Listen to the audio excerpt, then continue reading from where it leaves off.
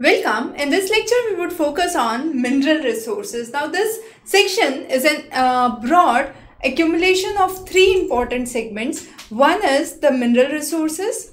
The other is the energy resources, but we won't consider this as energy resources. We would cover the two forms of energies separately, that is conventional and non-conventional energy resources. So three topics that are to be covered are mineral resources, conventional resources and non-conventional resources. In this lecture, we would specifically focus only and only on the mineral resources of India. Now, when we talk about mineral resources, let's first understand the meaning of the term mineral.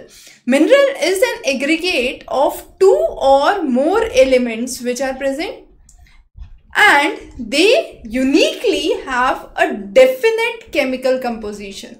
Now, this chemical composition that they have can be formed by organic or inorganic process in the earth crust. So again, important, the process of formation could be what? The process of formation can be organic as well as inorganic.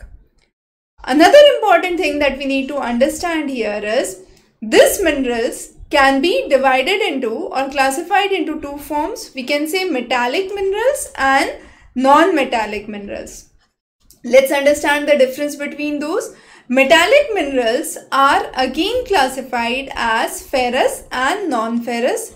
Ferrous, as the name suggests, has ferrous, that's iron in it, and non-ferrous, which do not have the compositions for iron. So under ferrous, what would be there? It would be iron. Under non-ferrous, there is copper, bauxite, and all of these are metallic.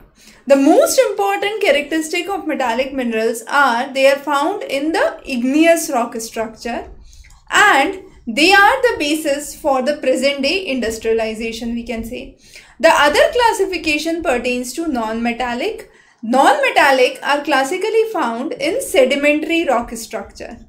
Again, this can be organic or inorganic in nature. Organic, a very good example would be petroleum.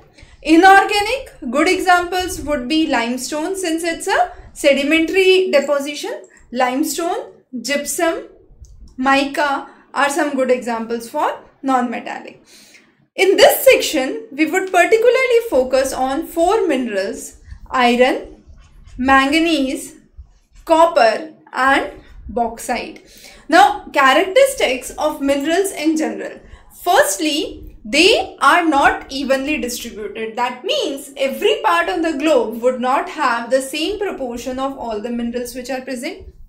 Second important thing is, very important thing, quality relates inversely to quantity. That means usually, just understand the word usually I am focusing.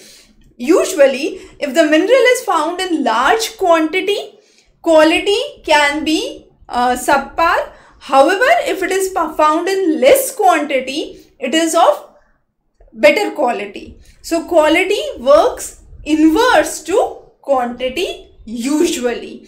The next is minerals are exhaustible over time. That means they are limited and with time they actually collapse or they are no more available.